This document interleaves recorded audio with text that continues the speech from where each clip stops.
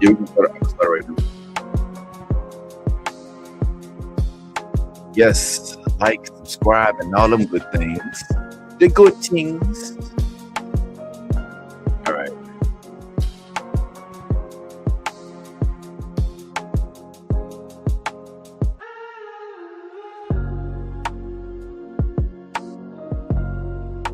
All right.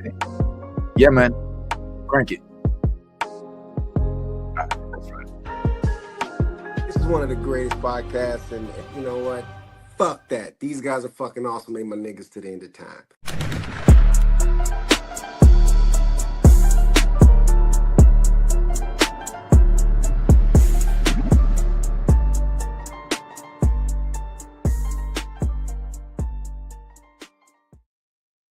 Hey, good morning. Good morning. I said good morning. What's poppin', everybody? Y'all already know what it is. It's your boy, Real Vince Taylor, reporting live. And yes, there is much to discuss this morning. So tune on in, pull up a chair, or put your phone right where you can reach it so you can keep the volume up and down. Because we're going to talk not only about the season 2 of Monarch and the finale, which literally just occurred not too long ago. But there's a couple other things on the docket that I wanted to rap with you guys about, including, if you have been watching this podcast, you know that we're going to talk about The Boys, because that's happening as well. In addition to The Boys, one of our favorite shows from is still popping. And yeah, even though we did talk with your boy Nathan D. Simmons, aka One-Eyed Elgin, the other day, there's still a whole lot of crazy stuff going on in this show. I mean, people just doing whatever they want, driving wherever they feel like it. So I feel like it's at least worth a mention. So can we talk about that, please? In addition to this, Daredevil is still kicking ass. He's still outside doing his thug thizzle. And I ain't gonna lie, it's starting to get my appetite real hungry for more of this content. Let's discuss why. And there's even a few other things on the docket. Have a couple of announcements for you guys coming up in the future, things to look forward to. So this upcoming next week, for those of you who are fans of the show Daredevil, we will have on the one and only Jeremy Isaiah Earl, who does play the role of Cold North. We've spoken to him before, as you've seen him on our intro, but we get to talk to him about season 2 now. So prepare thyself, as he will be joining us next week. We will be having a recorded interview before that, but we're going to put all the clips out next week. We're going to hold it exclusively for all of y'all because we appreciate y'all. So thank y'all. Yeah, that's what it is. And another quick announcement, not to sit and try to one-up our last few interviews. By the way, if you haven't seen them, I would recommend you go and check out our most recent interviews with the one and only Nia Long, of course, with R.J. Kyler, and with the homie Nate D, like I said. But upcoming as well in these upcoming weeks, we did just secure, as we do on an annual basis, the homies Carl and Love Jones, who, if you've been paying attention, they've been out there with We Are Martian B, the Martian Project, Martian Blueberry Project, excuse me, and they're literally out there like soliciting like hella voice actors for those that don't know. So we want to see what it is that's all about. See if maybe, I don't know, some of our potential folks that we have watching as of right now are maybe open to being on that cast of whatever it is that they casting. Let's just keep it real. I really don't know what it is. I just know they're doing big things. Like, look, here they go right here with SZA, okay? And they got a lot of other things. There's a lot of other stuff here as well. I can show you some more of these pictures, but they got their own Instagram. Y'all can check it out. Oh, yeah, he said he fanned out a little bit when he saw her. And here is some of the shenanigans going on at the cons that they've been attending. So yeah, let's chat on that. But let's go ahead and get into the lead.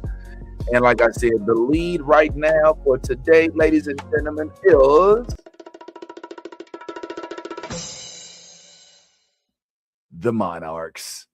So, and I'm gonna keep it real. I ain't gonna lie. I'm a little. We're gonna go ahead and get through today. And I may or may not have been may or may not be coming directly from working out. Maybe not. Maybe I did. Maybe I didn't have time to put on appropriate clothes. But here I am, nevertheless. So let's just go ahead and get on into it. So before we get into a lot of the heavy shows, I want to say thank y'all for tuning in as you have been all these years, and bear with me as we get through this show with me, Olo, for the first time. I think I've done the show Olo once before, but not as often. So I appreciate the chat being here to co-ride with me. What's going on, Carmike? What's going on, Keisha? What's up, Fernando? What's up, Metatron?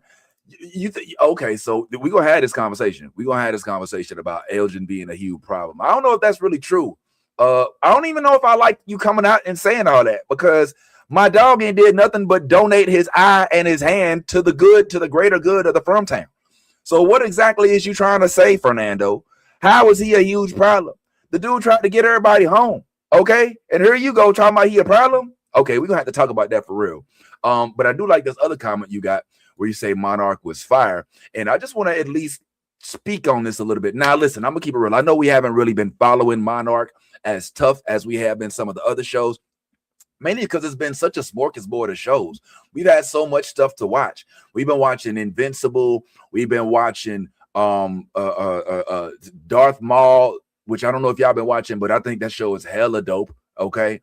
We've been watching Daredevil, like I said, and also commenting on some other stuff like Michael, the movie, which Ty got a chance to see, and he may or may not pull up and give us his rendition on that. But there's been so much going on. Like Monarch, I feel like it just didn't really fit within the timeline. So now that we do have time, since they did have the Invincible finale last week, and we don't necessarily have to chat on that no more, I figured this would be a good time for us to get into some of the things that we haven't had an opportunity to discuss, and Monarch is one of them. So for those who have not been paying close attention to Monarch, let me get into this just a little bit, and give you a little bit of a background just so you can kind of understand what exactly this whole project even is. Well, the fact of the matter is Monarch is based on the world of King Kong and Godzilla. I mean, it's essentially a way to bring Godzilla and King Kong not only back into the fold for this current day environment, but more so, in my opinion, for the television type of platform. Okay, because most of the time when we've been watching Godzilla and King Kong, you normally go watch a movie for it, or you pull up to Amazon, get your little Amazon, I said Amazon Prime, all right, and then you get you a little, some nachos, go cook you up a hot dog or something, sit down and watch it on an old classic type. But how often is it that we actually sat down to watch an actual Godzilla TV show? Well, that's what this is. It's like a Godzilla show. But now, since they have successfully, in my opinion, merged the two franchises in terms of King Kong and Godzilla, this is the baby of Godzilla and King Kong manifested into a TV show in which we get Kurt Russell, who actually plays the role of a man named, I think it's a Lee Shaw. All right. And he actually is doubled by his son, who is Wyatt Russell. And they play the same character, but in different eras.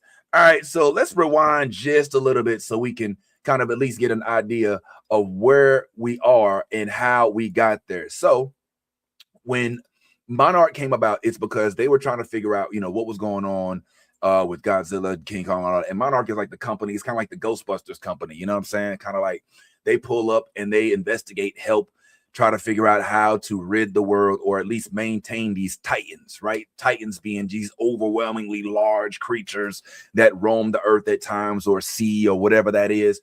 And so now we have a group that's dedicated to that and that alone. What's going on, Dave from Texas? What's going on, Anunshka? And sorry for the IG followers who's I appreciate y'all on IG commenting, but if you're asking for money, we ain't got none. All right. And real quick side note, if you by chance happen to be in our IG chat right now and you're asking us for money because you so desperately need money, okay, but there's a blue check mark by your name and you got 300 followers, then you don't need money, my friend. You need to cancel your verified subscription. Because I know right now you're paying about $16, $17 a month just to have that blue check by your name. And if you can afford $16, $17 a month, then you don't need somebody to hand you out some money on an Instagram live. So play this back, put it on repeat for anybody that's in the IG chat asking for money because desperate, I need help, please, please. Nah, bro, not with that blue check mark. You don't. I'm gonna need you to reevaluate your priorities. Anyway, so now we're just sitting there discussing what's going on with Monarch, right? So fast forward, Monarch helps with King Kong, Godzilla. They actually help orchestrate them fighting a couple times. They wanted to get rid of each other, only to find out that Godzilla and King Kong have this righteous place on this part of the earth where they kind of protect what it is that happens with regard to all the rest of the Titans. Even in one of these movies, King Kong essentially was heralded as the king of monsters. Okay, and they all came to him and kind of like bowed down. I'm talking Mothra, Godzilla, all of them. Godzilla has his place too. He's a little bit more sea-based, and he's back and forth between the worlds because now there's this new place. Oh shoot, man! Somebody gonna have to tell me in the comments because I think I forgot the name of it. There's this new place that's kind of in between the two worlds, right?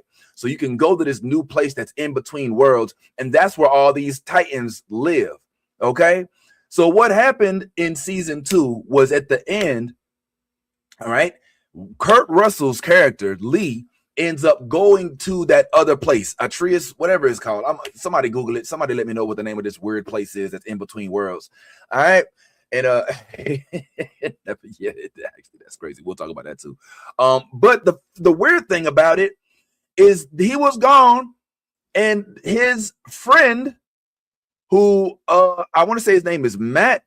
All right, I can't prepare today. No, it's Bill. His friend Bill Randa. By the way, this is a whole mess going on with this whole family. By the way, if you weren't aware, like it just so happens, this lady you just seen her face on the screen, that was Bill Randa's wife, but she messed around with Lee, who is Kurt Russell's son's character, but she ended up having a family with Bill, but they still mutual friends. They had like a whole little throuple thing.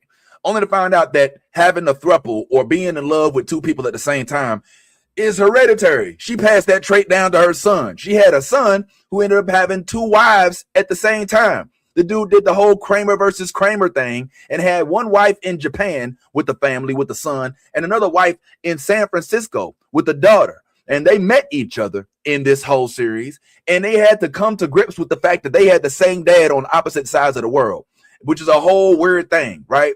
So they had to sit here and figure that all out. Meanwhile, it's fast forwarded into the future. This dude, Kurt Russell, is now completely submerged in this whole new area called whatever it's called.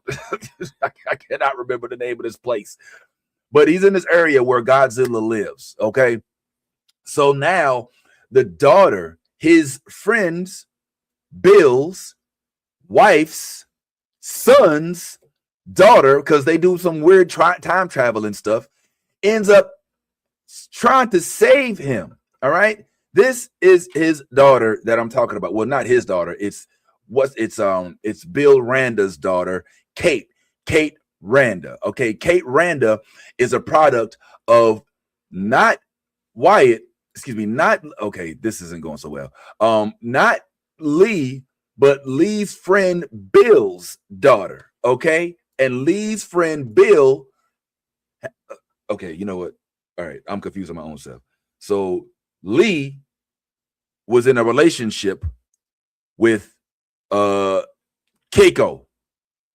Keiko had a relationship with Bill. Bill and Keiko had kids. This is Keiko. Keiko was in a love triangle with Bill and Lee, even though she married Bill, because I think she met him first and they both kind of was quirky or whatever. So they have kids. Keiko falls into an endless void. Ultimately, she ends up going to this other place where Godzilla and all of them came from. And while she's there, that whole time thing goes weird. Like they don't age. They don't have the same time. You know how time isn't linear, blah, blah, blah. So they actually unintentionally dropped her. No, I will not. It's happening. Pause. ADHD attack. No, I won't help you. I am Zayd. No, this is not a place to hold out a cup and ask for donations. We want some commentary. All right, we just chilling. We having a good chat. Sorry, I gotta stop letting them get to me like that. But yeah, so they actually have a new a relationship. Bill, Keiko get married. Keiko falls down a hole into the void where time runs differently. Okay. They later on in life find her, but she hasn't aged. All right. She hasn't aged, but her whole family has. Her son is now grown to the point where he's grown and has 2 children.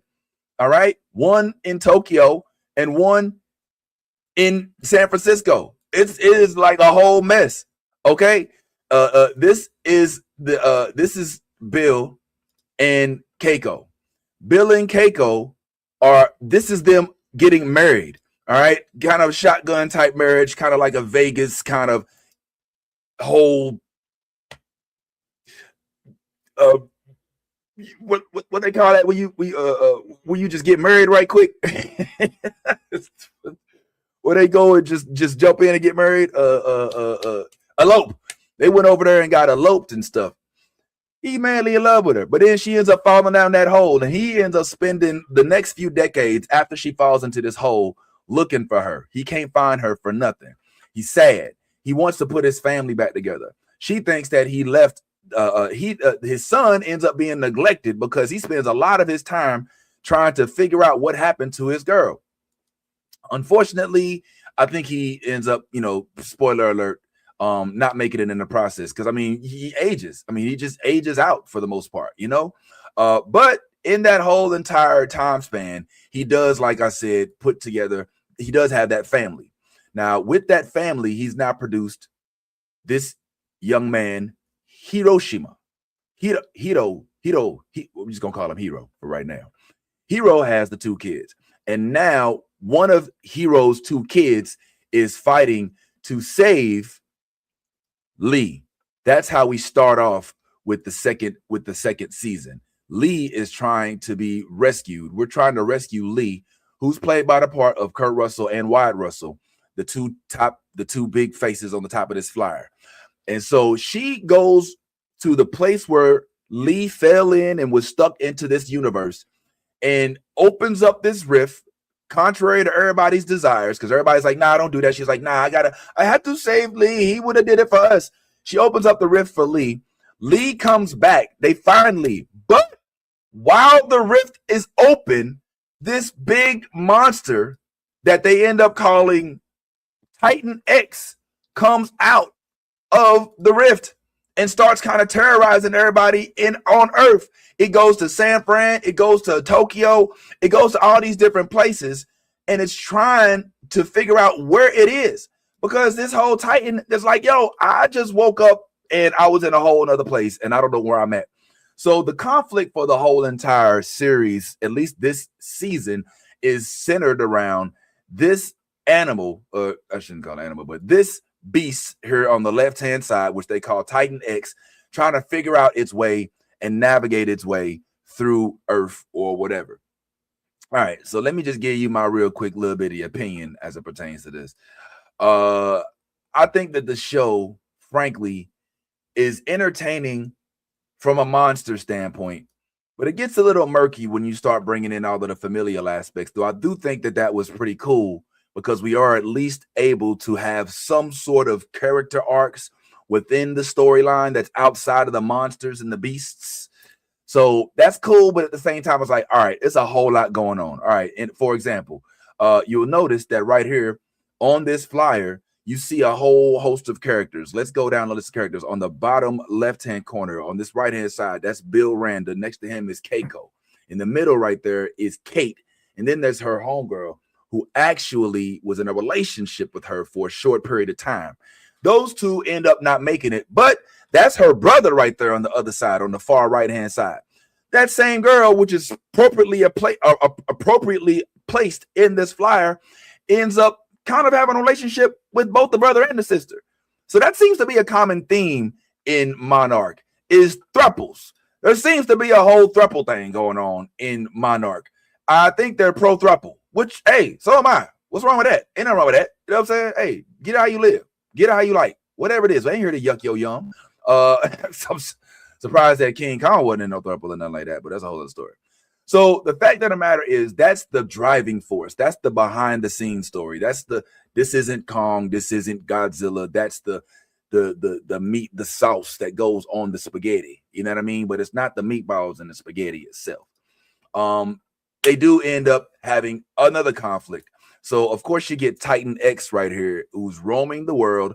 And now after Kate goes and releases Titan X, somehow we learn that she's got some sort of special psychic powers, which they don't really elaborate on. They just kind of say, oh, all of a sudden she comes out and she can talk or listen to some of these beasts. We're like, okay, why? How? What is she? Did she get zapped? Did she mess around and fall into a coma and wake up with different powers? Did she get bit by a radioactive Godzilla? Like, what exactly is it that makes her so special? Now, I'm gonna be wrong. I mean, it's not about the actor, but the actual character. We never really got that explanation. All we know is that one day she fell into the water because she was depressed because she felt like she was responsible because this very beast fucked around and knocked down the Golden Gate Bridge when it came to San Francisco. You know, the beast was, and they were trying to kill it. But in true human fashion, they're like, no, don't kill the monster. The monster's just scared. And oh, don't. And some people like, fuck that. The monster just killed like a million people on accident, just waving his tail around. You know what I mean? And they're like, no, but don't kill it. It's a part of nature. You know, so that's a battle too. It's like some of them is trying to like save the monster, while meanwhile a good chunk of the other ones is like, why are we trying to save this megaton beast that literally can flick its tail in one direction and murder an entire city capital? So that's one of the conflicts. Keiko and Kate are on the side of, no, let's talk to the monster. Let's see what he wants. Maybe he's just hungry. Maybe he just needs to be burped. While everybody else is like, no, bitch, we killing this motherfucker because he would kill us. So, the fuck? So that's another one of the conflicts that you get. They bump heads on that for a little bit in this. But in the finale, it all comes to a head. Why? Because ultimately we learn in the course of this series that this Titan X, as we've called it, is actually a mother to a bunch of little roaches that be crawling around everywhere. And that's one of the things that's his driving force. We learned that the fact that he is a mother makes him a little soft, makes her a little softer, excuse me. In fact, in one of these end scenes, you'll see her essentially finding out where the eggs, because they stole her eggs to lure her into this place where one of the young ladies who lures our boy, excuse me, who lures Hero's son, she man, what was her name? Shoot, bad with names. Well, Hiroshi, her son ends up in some sort of weird relationship with this girl named Isabel Simmons. Isabel Simmons, in actuality, wants to put some sort of chip in the monster so they can control it. Like, there's all these different theories of how they can control monsters. And the whole thing is trying to figure out what is the best way to deal with the monsters. That's kind of what Monarch is a little bit about. It's, do we destroy the monsters, get rid of the threat, put a big void between us and the monster world? Do we collectively approach the monster world with the outstretched hand saying, hey, we have to live on the same earth. Let's work together and figure out how to coexist? Or do we say, nah, let's control the monsters. Let's put some sort of device, some chemical, some sort of, I don't know, tool in their brain and essentially make them our slaves, or at least make it so that we don't have to be beholden to their ferocity, to their clear dominance in terms of them being the more, let's just say, dangerous and definitely the more carnivorous of the different groups that we have on the face of the earth. That's the three different themes you're going to see, all represented by a bunch of different people. Okay, so Monarch, as of right now, is kind of on the is just kind of on the protect humans at all costs realm. It's a little bit in shambles, okay, because people didn't really understand like why Monarch is keeping these things secret. Like Monarch's the type though, they'll know that Godzilla is on Earth, but they don't want to freak everybody out, so they keep it secret. But then there are a couple other companies as well that are out there. One of which is headed by this young lady named Brenda Holland.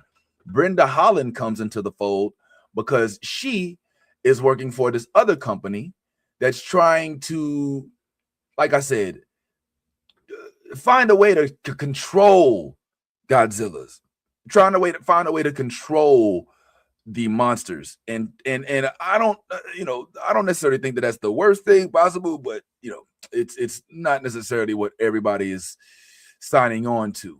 Okay, this role that she's playing, this new way of life that she's thinking about, everybody doesn't support it, but guess who does?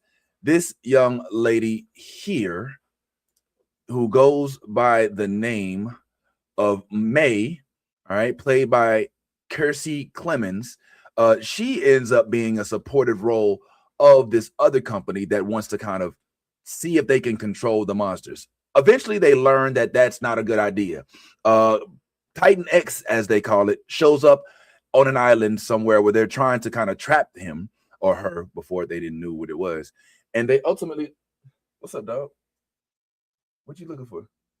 my dog just came up to me. They ultimately learn, like, look, no matter where you bring this thing, it's gonna be problems. It's gonna be death. It's gonna be destruction. It's gonna be an issue. So what do? The young lady who does end up learning that her plan doesn't work because she gets some of her friends killed in this whole debacle. She ends up having a little bit of a change of heart as she watches some of her friends, unfortunately, not make it through a mess that she caused herself. Okay. She gets a lot of them killed, and she says to herself, yo, maybe this wasn't the right idea. I just really want to do what's right, so on and so forth, yada, yada, yada. And as a result, she ends up having other thoughts. And I think that's cool. That's cool to see character arcs in this whole phenomenon. But ultimately, we're still left with this big mess of having a new Titan on this side of Earth. So what do they decide to do? Well, Isabella and her friend, sorry, my breakdowns ain't as good as Yass's. I wish Yass could do these. But Isabella and her friend decide they're going to try to use Titan X to do some time traveling. And that's where things get a little tricky for me. Remember when I told you that they had Keiko fall into a void that was kind of in between these two places, and she didn't experience the time that moved in the same linear direction as it did on the surface of the planet Earth. And so now they're trying to use that to their advantage and low-key kind of find a way to time travel. And that's when I start to kind of get a little lost, if I'm being honest here, guys. The show is extremely entertaining. I definitely love the graphics, especially when all of the animals fight. But I get a little lost when we start talking about the actual plot line. Okay, so let me understand this. So now the son of Hero is going to go try to find his dad. That's Kentaro, the son of Hero, who is Keiko's son's son. All right. He's going to try to find his dad. Now, mind you, quick spoiler alert. Whoop, whoop. Unfortunately, the dad, who's Hiroshi, excuse me. Unfortunately, Hiroshi doesn't necessarily make it all the way through season 2, but who knows? Does he? Because evidently they can go back and bring people back. It's kind of like got a whole monster MCU type thing. That you can bring anybody back. There's parallel universes. I mean, I don't know. That didn't actually happen, but in theory. So now he is dead set on finding his dad and seeing if he can save him from being trapped. Does that sound familiar to my From fans? Anybody out there watch From? That seems to be a commonality with some of these folks trying to save your dad that's already perished. So that is kind of what's going on now. And we're just trying to kind of figure out what they're going to do, because there's clearly going to be a season 3 where they release where they reveal what the true plan is as it pertains to them going either back in time, freezing time, going to the future, bringing people back from the past. I don't know, but it got real murky.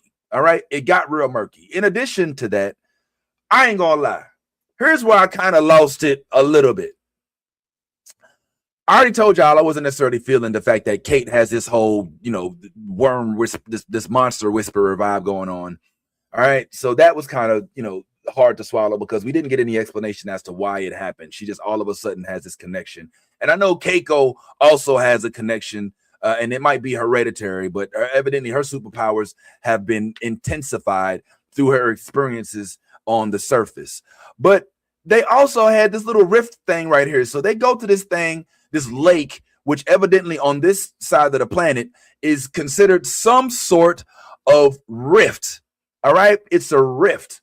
And in this rift, you can actually transport or travel from different parts of the earth. There's a whole bunch of these rifts. These rifts also not only allow you to transport items there, because Bill Randa was experimenting on these rifts. He was traveling from each of these different places. There was places in America, places in Europe, places in other places. And he would send like a little time capsule through the rift. They found all of these time capsules in this lake that you see right here. You see that lake? So right at that lake, they learned that that's what they called Grand Central Station. Wherever he was sending all of these tubes, all of these different time capsules with letters in them, some of them addressed to Keiko. We now learned that they all go to this one spot. And so this spot is now considered, quote unquote, Grand Central Station. So as of right now, they know that they can supposedly, in theory, use this spot as a place to transport the Titans back to where they came from, specifically Titan X, which is why you see Titan X going through that rift right here. Now, it got cheesy, all right? Because at the end, Titan X, which is the big Titan, which I ain't gonna lie, the Titan look real cool, like with the neon lights and all that stuff, man. Did you see that, Joe? Like, this, look, let's keep it real. Let's be honest. This is cool. All right, this is cool right here. This is a cool looking monster. All right, it glows in the dark. It doubles as a monster / nightlight. It looks like it's probably look at all the lights. Oh, that's cool. And then somehow she has some telepathic connection with this monster. I just never understood why. They never gave us that explanation as to why. But the monster looks really cool. All right, that's pretty cool. Also, it's got these little jet monsters, that essentially function as his children. He's one, the Titan X actually lays eggs and has multiple, like I would assume like hundreds or maybe even thousands, maybe even hundreds of thousands of little kids, kind of like a spider would, Charlotte's Web style. So that's a thing.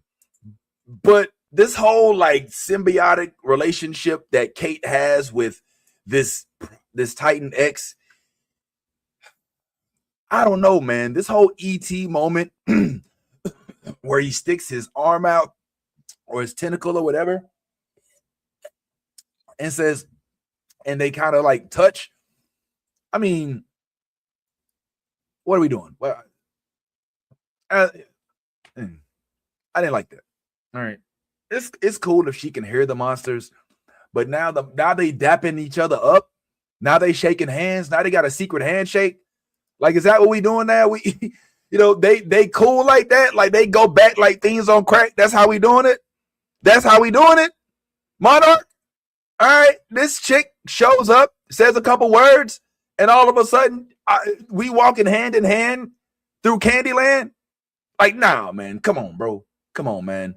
I get it. All the monsters aren't supposed to be so problematic. They're not all carnivorous beasts that want to just eat up all the humans, and they're trying to kind of convey that all monsters shouldn't be treated like a bunch of velociraptors that have been let loose from Jurassic Park and just need to be put down because they're going to hunt you in packs and all this other stuff. But as if you've followed us for a while, which we've been doing this for a little bit, that I didn't like the whole blue velociraptor storyline from Jurassic World. Don't make something that is predatory into my homie in a movie to make me happy. I mean, they already got King Kong functioning essentially as a security guard. They already got Godzilla functioning as a member of the naval fleet. And now they're going to have this Project X, this Titan X, essentially as like a girl, you know, they like girlfriends. They're like, hey girl, hey bitch, let me spill the tea. I'm coming back for the tea, ho. You know what I'm saying? Like, her, go ahead, dap me on up. I'm gonna be back. I gotta head down to what you call it. Let me find out the name of that world, man. Let me see, Titan World in Monarch. Yeah. So I don't know if I like that, man. I'm not a big fan of turning things into like friendly things, so to speak. I'm more of like a look, we're gonna need there to be some sort of real monsters that are just real monsters. And what we're kind of figuring out here is that this world of Monarch is trying to give us friendly monsters, you know, and on top of that, I will prove my point by saying this at the end as well. A lot of us, if you did follow the show, then you know that it did end with a special guest. Okay, we actually had a somebody that we saw that we're like, oh, well, look at this. And guess who it was? If I'm not mistaken, we saw Mothra. All right, Mothra is now on the Monarch cast, so to speak. Mothra played a pivotal role in the Godzilla vs. Kong movie. And now it looks like we may be actually seeing Mothra join the cast of Monarch in terms of the monsters and whatnot. So that's kind of cool, I suppose, if you're into that kind of thing. But it's also like, all right. All right, we're just gonna bring all the monsters into the fold. I like the thought of Mothra. I'm glad that they're bringing more monsters into the fold. Curious as to what Mothra's role is going to be, because Mothra is kind of like a team member on this whole entire venture, where they're collectively putting together a team of monsters that all have different roles in the world.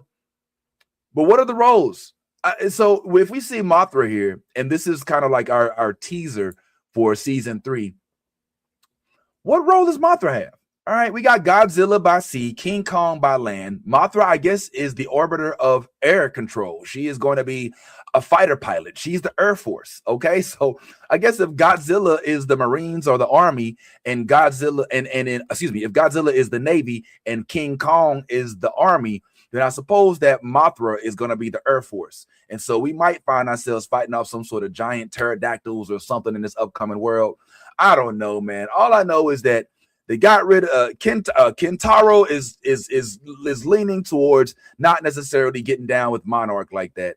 I know that Kentaro also seems to be not necessarily a simp, as a lot of women tried to approach him in this entire thing, and he was just like, yeah, nah, I got a goal. And him and Kate having a strange relationship right now, because they both are reeling over the fact that their father passed away in this season.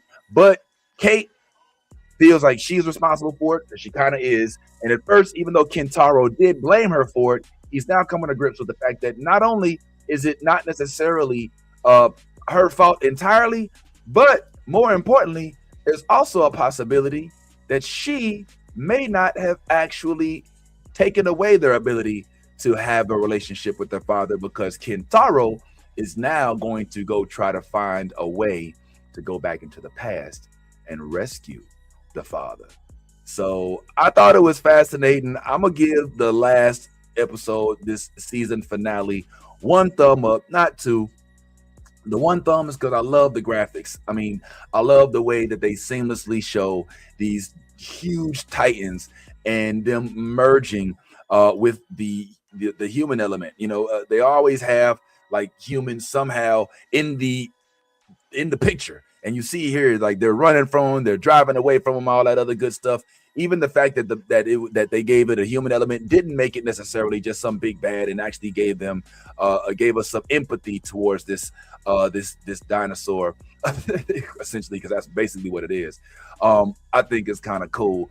Only thing I didn't like was the cheesy parts about, oh, they're reaching out, oh, reach out and touch somebody's tentacle, and the whole, oh, I can see my own self in the past through this rift, which also frankly is a little fascinating, if I could be honest. All right, let's keep it real. The fact that they could see each other when they were in that rift, I'm talking about Lee, and Lee as his old self played by Kurt Russell versus Lee as his young self played by Wyatt Russell. It's a fascinating thing, because essentially what they're showing us is that you can not only travel through time, but you can communicate with those other forms of yourself through the rift. Like he was talking to himself for those last few minutes in this season finale. And he was trying to talk to Keiko, and he was like, what is he saying? What is he saying? He's like, I was just telling you goodbye type thing. Like, well, why you didn't just say that? You know what I'm saying? So I think we're going to find that fascinating. They are now trying to not only enter the realm of monsters in this world that they call Axis Mundi, which is a time dilating in between realms that connects Earth to what they call Hollow Earth. Okay. Not only did we find that, but we're also starting to toil with time travel. All right. This young lady right here, that's her. That's what's his name's daughter. Her name is Isabel Simmons, and she's the daughter of the dude that runs the other company that I can't think of right now. You just got to take my word for it. I wish somebody knew in the comments they could tell me. But yeah, that's essentially what it is. So since G-Day happened to turn this world upside down, now we get to see how perhaps, if it's possible, to turn the world back to right side up, if we can turn it to right side up. So let's go ahead and check it out. I dug it. I hope y'all did too. Let me know in the chat what y'all thought about it. For those that did see it, what are your thoughts? Let's chat on a little bit. Yeah. We're going to talk a little bit about that. We're going to talk about a little bit about that. Oh, Rodon's coming. Oh, is that who's coming next? Okay, I didn't know that was. All right, and yes, Anna Sawai is good, but her acting in Monarch is I don't blame her for that though. I think that's because that's how her character is. Her character is a little quirky, let's be real. They had her bouncing back and forth between relationships, and she was real just kind of on the we can say she was annoying by all means, absolutely. But ultimately, I mean, she's got to play the role that she booked. So that's what it is, man. That's what it is. Yeah, man. Yeah, I thought it was good too, Metatron. I thought it was decent. I wasn't mad at it. I mean, like I said, some of the parts was kind of cheesy, especially them, the secret handshake. It's just, come on, man. What are we doing? Since when they got what did she just hit a home run? Is she dapping everybody up in the dugout? Like, I don't know. I just thought that was a little much. Because think about the massive size of these Titans. All right, think of the size of these Titans. These Titans are freaking huge, man. Man, these Titans ain't some little bitty ass. Like, they little Titans. Let me dap up. No, these Titans are the size of skyscrapers. All right, I mean, they trip over and knock down the entire state building. They could literally lose an eyelash, and it'll completely destroy the I-4, the eyesore on I-4. Right? And so you think that one of them big ass Titans is gonna reach down and be like, "Hey, what's up, little Kate? Go ahead, go ahead, give me a little dap right there." You know what I'm saying? Hey, what up, little Kate? Hey, what's happening? Hey, that's my homegirl, Kate. Hey, Kate, put her right there, homegirl. You know what I'm saying? Hey, go ahead, give me 5 on the black hand side. Yeah, let's have like what? Is that's what we doing? That's what we doing? You know how huge that thing is? Like the eggs are hatching babies that are bigger than the humans. And you think that this thing is reaching down saying, yo, give me 5 on the black hand side. That's right. Hey, say it loud. No. So other than that, I like the monster element. I like the integration. I like the fact, I like the world, the Axis Mundi. I like the Hollow Earth part. I even like There's some monsters in this, and I'll close this part up with this. There's some monsters in this that I thought was really interesting, specifically these right here. Did you remember this scene? These monsters was so dope. I love the different monsters that they showed us throughout this show. Sometimes there was one in one of the episodes prior to this that the vines of the trees, they started to move, and then you realize the vines of the trees actually were attached to a monster that essentially looked like trees. So imagine all of those tree monsters or those tree folk from Lord of the Rings being carnivorous. Like that's kind of what it was. It was kind of cool to see that, man. It was snatching folks up, but it wasn't. It was more like Alien Earth, which, by the way, season 2 coming out for that as well.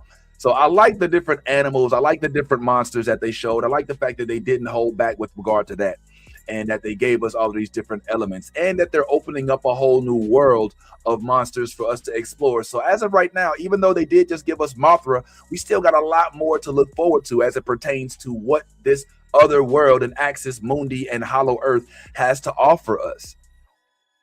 So that makes me happy to look forward to season 3, excuse me. And so we're going to check that out when it comes out. Maybe even cover it a little better than we did this time. But as of right now, I just at least wanted to give my little opinion on this one. And I, my friend, am going to give this series, at least for now,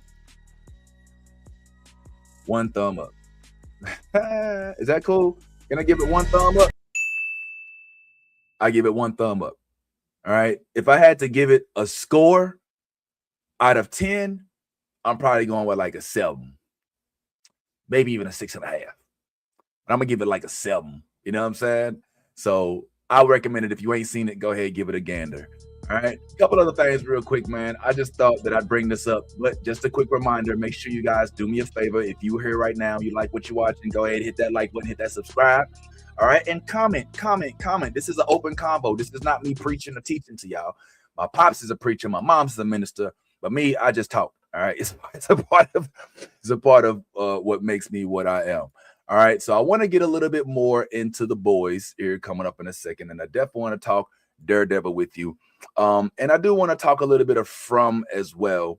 And I want to tell you what my homeboy said about the Michael movie, which he says everybody should go see. Now, me, I'm not really huge on the Michael movie. Some of y'all have already heard that. Not that I don't like Michael or that I haven't seen it or that I don't want to see it. But I'm just like, all right.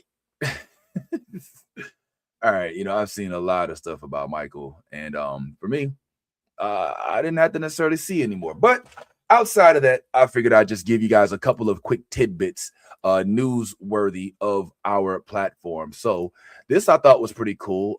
Coming soon, we will evidently be getting a Solo Leveling live action production, which I think is cool.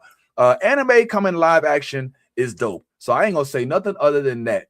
Definitely look forward to that. Also, quick message. Check this out. And for those of y'all that did watch that show that we called Cheeks of War, this dude gave us a pretty good rendition. Oh, you see him behind the scenes. Hold up. This dude gave us a pretty good rendition at or at least what I think is a good observation as it pertains to the Cheeks of War or Chief of War as we saw it, and why some people was or was not hating on certain characters and not others. I'm gonna play this real quick and I'm gonna be right back. Aloha. So I was at the gym today, and out of nowhere, this idea popped into my head about these two and the double standard and the reactions of people about these two characters really got me thinking. Now, it's wild to me that so many of our own Hawaiian people got so upset about a half African-American man and Hawaiian man playing the character of an ancient Hawaiian chief. And these people were so upset, they went out of their way to leave comments like this. And it just, again, I think it's funny because nobody bats an eye when Jason Momoa plays a Hawaiian kaiana, but they have a problem with Moses down here playing a Hawaiian. You telling me Moses can't play moku, but Jason can play kaiana? See, the double standard here is Moses is half black and Kanaka Maoli. Jason is white Kanaka Maoli. But we have been groomed and indoctrinated to think that being white Hawaiian is normal, but being black Hawaiian isn't. That's wild to me. How is the man up here any more Hawaiian than the man down here? How is the man down here any less Hawaiian than the man up there when they both carry the koko of kupuna? Just find it funny that we're so open and accepting of the mixed white and indigenous, but we're so not accepting of African American indigenous. And this isn't the first time I've witnessed this. We as a people need to re-indigenize our minds and stop thinking like that, because the fuck. I got nothing to really teach on this. I'm just trying to point out the double standard. All right. First of all, homeboy, great message. And I'm glad that you're out here to deliver the message. But next time you do it, can you do it inside the house and not by your mailbox? Can we get an actual clear message where we're not hearing like the Amazon truck behind you, so we can not miss out on the glorious message that you're giving us? Just kind of kidding a little bit, but kind of being serious a little bit. But nah, he's right. He's right. I mean, if I'm not mistaken, I thought Jason Momoa had Samoan in him, you know? But yeah, what you learned here, homeboy, Kilio Nopalonuni. What you learned here, man, is that when you mix black, then essentially you're going to get backlash. All right. That's just the way it is here in the United States, because that's the mindset that we were indoctrinated with. All right. Unfortunately, it's the reality. All right. And then for whatever reason, when you start talking about it, you're going to get people in your comment section saying you're being divisive, man. Just enjoy it. No, let's call out people for doing what they're doing and they being racist. Okay, so I applaud you for bringing out this. I don't know much about the Hawaii. I mean, all I know about Hawaii now is Kamehameha, and I think that that's a really cool thing for them to have as a culture. Is that one of their first kings was a dude named Kamehameha, and that's what Goku says when he throws off his spirit ball. But this message right here doesn't need to be painted over. So I'm glad that he put this out there. I would definitely advise anybody who took to this message. I'm going to go ahead and show you his page once again. I think he's worth a follow at least, because it takes a little bit of boldness to come out and give that message, because you know that when you come out with messages like this, you're going to get hit with the backlash. And so I applaud you for putting that out there in the street, homeboy. Let's go ahead and get that man a hand. Well done, sir. Well done. Oh, let's keep that energy going. So, in addition to this, like I said, guys, there's a lot of other things to chat on. Let's go ahead and move forward, and let's talk a little bit of From real quick. Why don't we? Let's just talk just a little bit of From if we can. Now, I'm not Anthony, of course, but we did recently speak to Nathan D. Simmons. And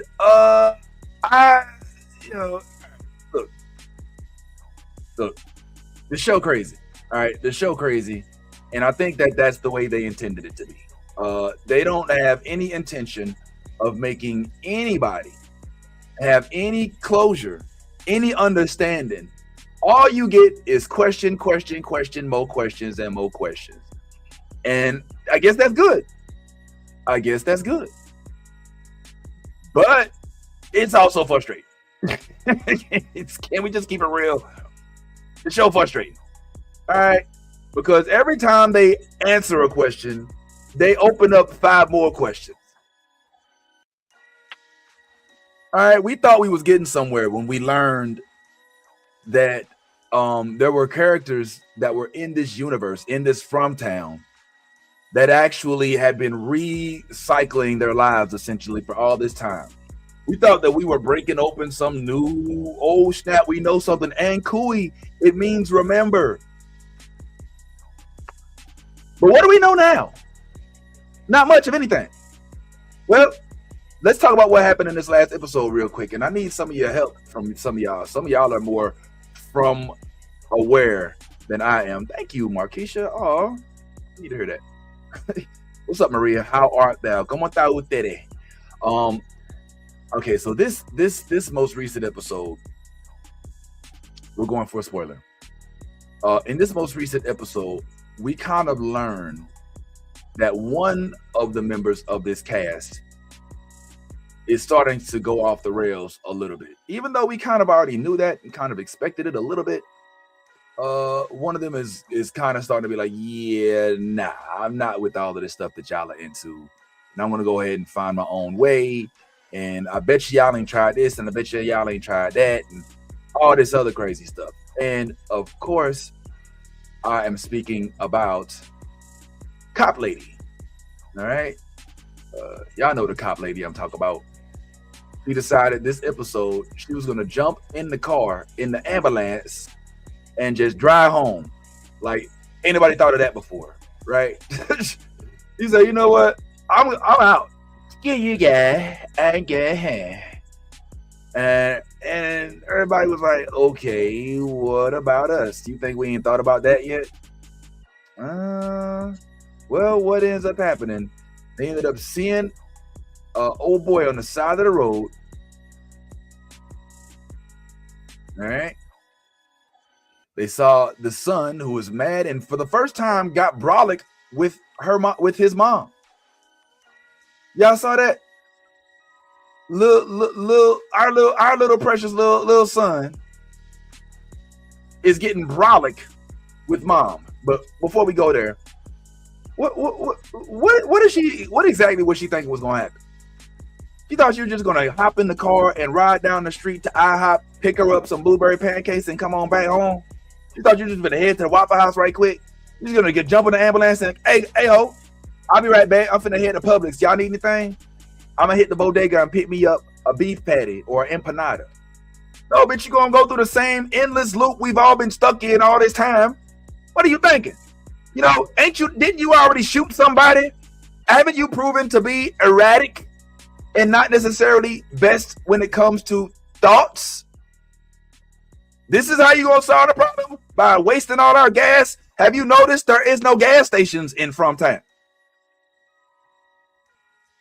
You just gonna up and just drive away? You know, the funniest part about some of these is when our boy Harold just gets to go completely ape shit and go crazy. He put out the tray and say, hey, what the fuck are you doing? What is wrong with you? You out here trying to get everybody killed around that one little goddamn you shit with that bullshit. Goddamn.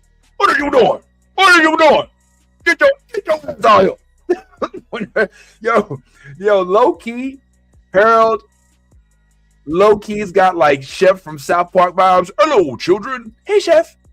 You know, he get to get angry. Hey, I told you to do ever come out here with that bullshit right now. Get your ass out here with all that. No, gosh, don't stop all that. Yoked this girl out the car. Was like, nah, you wildin'. Calm your ass down. Go smoke some of that weed they got over there in the colony house and sit your ass down and chill while we devise a plan, or I'm gonna put your ass in the box. Fuck around, put you in a tree. Maybe you prefer to be stuck in some concrete in a pool, or we could put you behind a plant and hide your face. I don't know, man. I want to see where this goes. I frankly still think that Mr. Kenny may actually have something happening along with this chick, but I'll digress for now. So I think that that's fascinating. But if I can skip to what I really think is the most fascinating.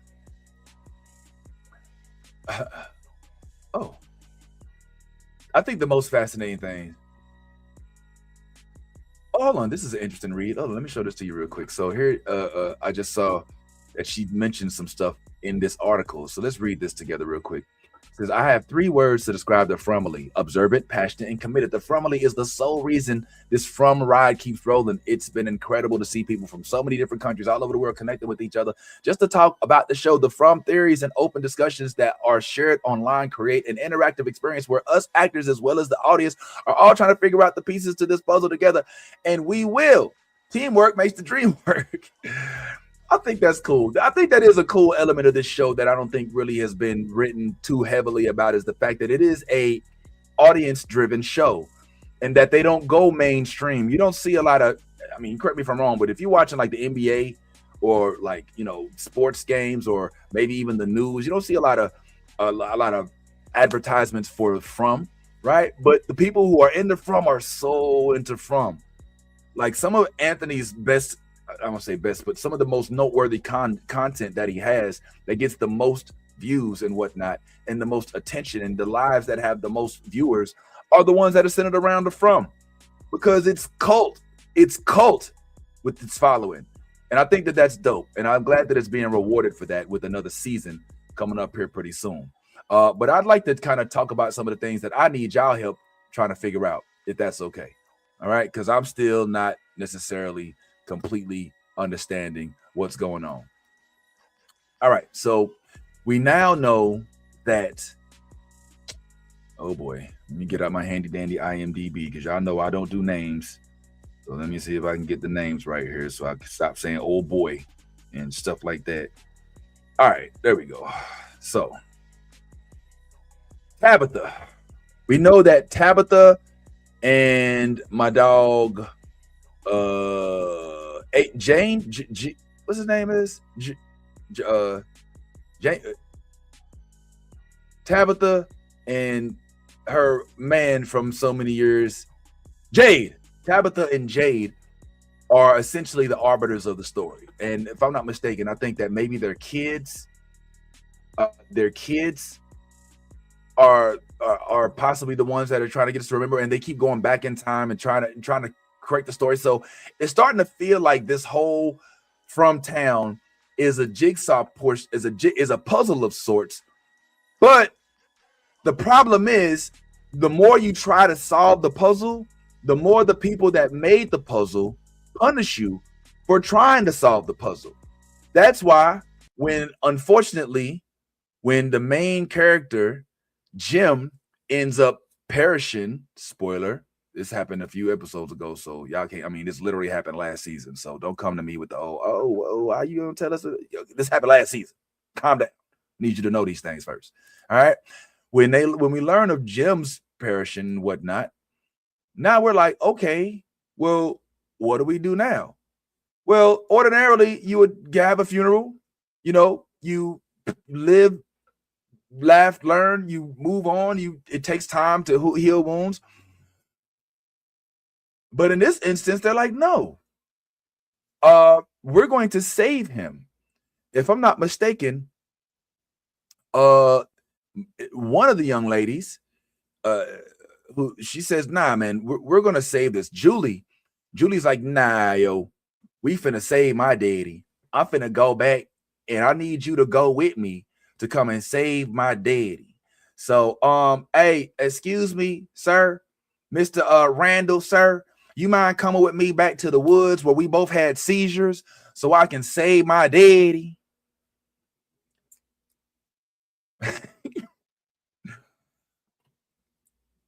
So we learn in this one that she is now starting to accept the possibility that her brother Ethan, who essentially read what's happening in a comic book or a children's book of sorts, and has given her the title of Story Walker, that she's decided to lean in to the concept of being a story walker. So as a result, I think she's trying to kind of learn how to use these powers, because her brother knows what's up. You know what I'm saying? Ethan be knowing, even though he mad now and cussed out his mom like he was a child on that show Full House back in the day. By the way, I wasn't allowed to watch that because some kids was getting attitudes with their parents. But I watched it in secret, though. I still seen it, you know what I'm saying? But yeah, now she's assuming, okay, maybe my little brother know what he talking about. Maybe he ain't just an idiot. Maybe he actually has some clue into what it is that I am, or at least what it is that I'm supposed to be. And if I'm lucky, if I listen to him, then perhaps I may just be able to save my daddy. Well, I don't know, Jim. Because right now you got a lady who actually in From Town is actively working against you, and you don't even know it yet. And that's slightly scary. She's got to figure that part out, folks.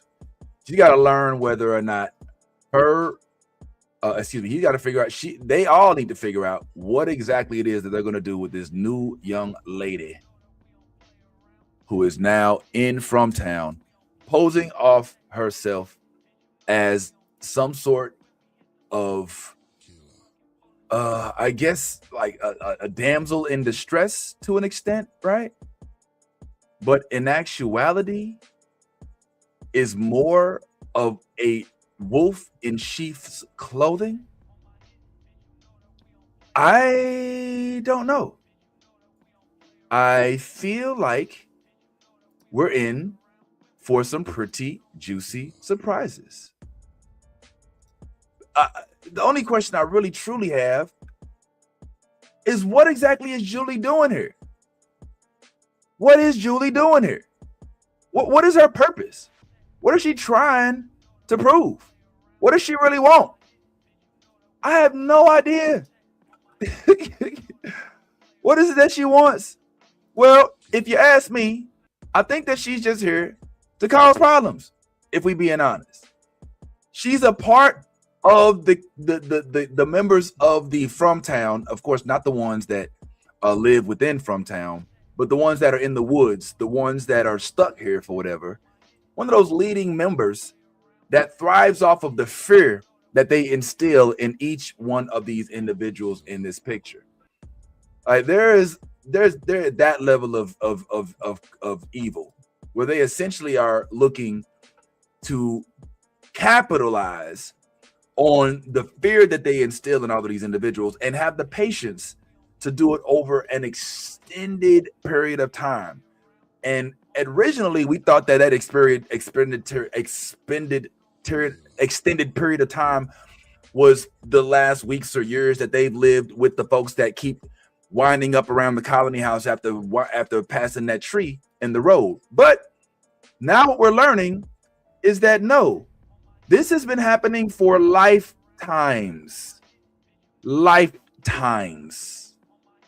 And for that, it's like, whoa, that's kind of hard for us to really that's a little hard. That's hard to capitalize. You know what I'm saying? Like we don't really know how it is that we can register or process this. I mean, we're talking about for lifetimes, man. How they don't even know what they were in these last few lifetimes. So how are they going to be able to really like navigate around what in this lifetime when we're still trying to figure out what happened in lifetimes before? I don't know, bro. It show make my head hurt sometimes. As entertaining as it is, it takes a special set of skills for one to be able to follow this show seamlessly, which is why it's so dope to have somebody like our boy Anthony on this whole entire journey. Because like, whoa, like I'm if we didn't have him to break this stuff down, I'd be like, yo, wait, what now? What? And the storylines have gotten so deep. There's so many of them, right? We still don't know what's going on with Pega. All right, Pega. That's not her name in the show. Her name in the show is Fatima. All right. Are they still together? Like Ellis and like she's been out of it ever since she gave birth to that man with the teeth. All right. Ellis, all right. Is he looking to take over the role of his Pops? Because Pops, I don't know if he's gonna make it all the way through the season, y'all. Even though it wouldn't make sense. I don't know if the show would survive without Harold. By the way, does Harold still have his issues? Because I haven't been seeing them lately. Does Harold still have his, or does fear take away the problems, or at least push them to the background? All right, because last I checked, Harold was having some serious issues. And it seemed like them things ain't going as poorly as they were before. All right. Also, before we get on to something else, there's also some cool stuff happening in town. Aw, look, Mr. Victor's now got a new roommate. Hey, Daddy. He gonna room with his daddy. Daddy, let's be roommates. Oh, it's been like 30 years since I had a roommate. You know what I'm saying? Whoa, Tien Chen. Whoa. Okay, well, this other tree tonight. Yeah. We got a whole lot of stuff. I wonder what's gonna happen with that. You know, this dude, Victor, meeting his dad. I mean, now they're gonna be roommates, and so he's gonna be crying in his arms every morning. Dad, I'm so glad. I'm so sorry I wasn't here, son. It's okay, son. It's okay. Oh, this part right here. Oh, that's crazy. Dude went into a pool. Yo, that part is crazy. So yeah, man. I don't know. Also, with regard to some of the characters on the show, I think we can all agree that maybe Sarah is one of the most scary because we really can't predict what it is that she's thinking or what she's going to be doing. But I don't know. This young lady right here is starting to become a very close second. The one that we now know as the man in yellow, dressed in a dress, though, she's so devious. Like the fact that she's taken up the mantra of somebody who's hella Christian and has morals, but is anything but, is creepy. I think she's one of the only ones in the story that is completely antithetical to the character that she presents to the screen and to the rest of the people in From Town. And so I'm interested to see when they finally start picking up the clues and can finally start saying to themselves, hold on, who is this chick in real life? Where she really came from? And I wonder what's going to give that away. Is it going to be perhaps maybe them seeing if they have an opportunity to do some sort of autopsy? Maybe Christie's like, yo, hold on, this dude didn't die because of any injuries. He died because he was strangled or asphyxiation. Or will something else reveal what it is that she is? I just wondering how we're gonna figure that out. I feel like this young man right here knows more than what he's saying. So maybe we can give him a little bit more credit because my man, since he read the books, he's the one that pulls up. Is like, no. This isn't how it happened in the comics. Yeah, little Ethan is like, yeah, man, you're the story walker. All right, you're the little kids, and I'm out because mom, you lied to us. Mom, freaking bitch. Mom, I hate you. I hate you, mom. I'm leaving. I'm gonna put his, when he put his bag on the end of a stick and started walking on the road. Where you going, Ethan? Where you going? All right, the mall is closed on Sundays. All right, ain't no McDonald's in the neighborhood. Where is you going, young man? Where is you going? Who is you hiding from? Where you gonna eat at? Huh? What you gonna do when it get dark, young man? Question: have you ever ran away from home? Anybody here ever ran away from home? How did that go? How'd that work out for you? If you ran away from home as a child, which I did multiple times, a lot of times you end up right back at home. Them first couple days out, though, might be pretty cool. You might find yourself at a hotel room. You might find yourself staying at a friend's house. Oh, everything's cool, no rules. I can stay up late at night. But then you be like, man, I need a shower. And I miss my own bubble bath. Man, I wish I could make me a sandwich out the fridge. Damn, I miss my video games. And you end up crawling back home because you realize, damn, I didn't know I really had so much stuff here. Well, I got a feeling that's what Ethan's about to experience. He literally walked away and he didn't even get to the tree yet. And he's already getting pulled over by the people in the ambulance. So where are you going, Ethan? Is he at that point in life where he hates everything? Well, maybe not. Because where did Ethan actually go? He went to the woods where he had a curious encounter with his father. Well, at least it seemed like he did. What actually was happening when he went out into them woods? What actually was happening when he ran into his dad out there? Did he really see him? Was that really who that was? Was that a dream? Was that him seeing into another reality? Was that him traveling into another story like his sister?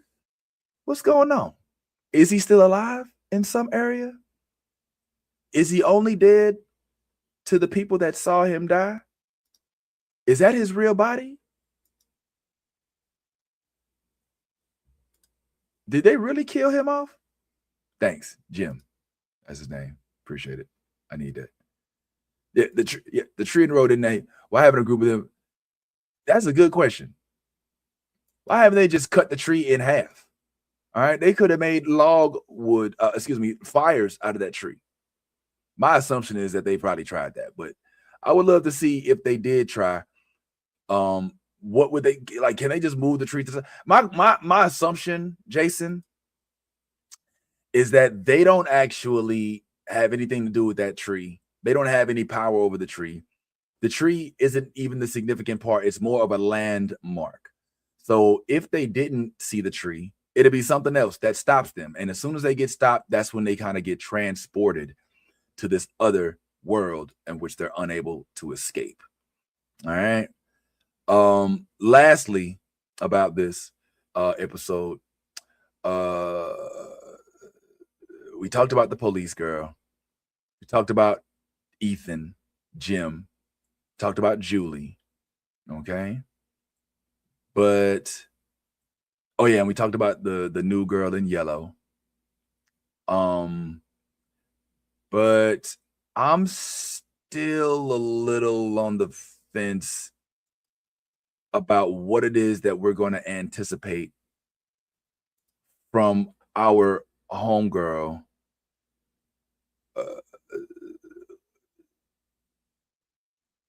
Oh well, Tabitha's one thing, but from our homegirl Christy and her homegirl and her girlfriend, I suppose. I don't know if are they still together? Are they? I mean, what? I don't know what's going on with them. They haven't really expounded into that as much as of late. And the only reason I'm curious is because Christy did jump in that ambulance against the will of her girl. And they seem to spat about that kind of stuff all the time, right? That's not something that's unusual. But this time, I mean, she really could have been hurt. She got in the car with that crazy police lady. And I don't know. I'm sensing some discord between the two of them. And I hate to say it, but I get the sense that them as a couple may not make it, which opens the door for my boy Ricky. All right, Ricky. Now, Ricky should get multiple choices if they do end up breaking up. But I don't know. I don't know what Mickey's mindset is. I mean, Ricky clearly was interested in Christy at one point in time, and Christy seemed to be ready to reciprocate until her girl came back into the picture. But it feels like they're not jiving that well. So maybe this is when they end it. And maybe that opens up the door for Ricky. Or maybe Ricky just decides to stay Olo. I mean, who wants to develop another relationship when all the people closest to you keep getting killed, i.e. mom, dad, lady at the restaurant? So I don't know. And also, another quick side note. Julie, and y'all tell me if I'm tripping. Tell me if I'm tripping. But are you seeing something between Julie and Randall kind of happening a little bit? Am I the only one seeing that? Are y'all seeing a Julie Randall thing happening? All right. I mean, at first it was kind of like a big brother, little sister kind of thing. But it's starting to, I mean, Julie is clearly growing up, developing. She's developed in her mindset, right? She's developing her independence. I mean, we're talking about a woman who, in the same day she learned her dad died, is off in the woods trying to find her dad. Like, make it make sense. But she didn't go ask anybody other than Randall. Now, I know Randall also was one of the ones that got caught up in the seizures and whatnot and had that little, and so that's kind of the connection between the two of them a little bit. But I don't know, man. I'm getting this. Is it just me? I'm getting this sneaky, weird suspicion that there's a possibility that we may see something develop between these two individuals. That's a little bit more than just a brother-sister friendship type thing. I don't know. Maybe it's just me. Maybe I'm tripping. And maybe I always just, whenever I see two people in the same room, I automatically think, oh, they must be finna get together or something. Maybe that's just my dirty mind. But all I do know for real is that we still don't know nearly as much as we probably will toward the end of this. I still don't know who the man in yellow is in real life. Do you? Who is it? Do y'all know who the man in yellow is? Do y'all know why knowledge comes with a cost? Do you know what knowledge they're talking about and why it comes at a cost? Do y'all know? Anybody? Speculating? All I can say is that I think that they thrive on this. Has kind of got it vibes where they thrive off of the fear of people, and maybe they eat it or they live off of it. And that's why it's so important for this man to have a new form that is able to walk amongst the people and from, so that he can subtly drop little fear candy drops and work within the town as opposed to just out the town. And also, we've acknowledged the fact that he's walking around in broad daylight. Broad daylight. So he's not like the other ones that die off or they can't be around the sun or whatever that is. This dude got his own thing going on. And now that we know he's a shapeshifter, we're like, all right, we don't really know what exactly he's fully capable of. So I guess we just gonna have to wait it out and see. And so when we do find out, we will let you know immediately. I will also advise you guys that if you are looking for more information on this, please do yourself a favor and go subscribe to the Movie Blog, which is our homeboy's site. And on there, you'll see that he does have some interviews with not only Elgin, like we did interview the other day, but also with Harold himself and the girl in yellow. You got to be a member to see those. But why not be a member? Go ahead, man. Go ahead, join the From family, of which we believe Anthony is like a leader in this family. And so definitely go and support our boy as he's doing nothing. But, and I mean, we talk about like what, $2 a month? That ain't nothing, man. So go ahead, join the family and get real exclusive access to real answers, to real breakdowns. Not like this one. This one's not as well done. I'm just gonna keep it real. I didn't get into From as early as Ant did, so he's got a lot more in-depth, involved theories. And Ant literally does it. Like, you ever watch those shows where somebody, like, they're at a wall and they're like, okay, there's a shoestring from this to that, and oh, this is connected to this. Like, that's Anthony. Like, Anthony goes home and he's got like a wall and he's like, okay, we've got Elgin's over here and he's connected to the bus right here, and this was the diner. Why is the diner by the pool, and why is there no sign by the hotel? And he's got like this whole wall, and then he gets together and he puts these things together so that we can look at them on his site.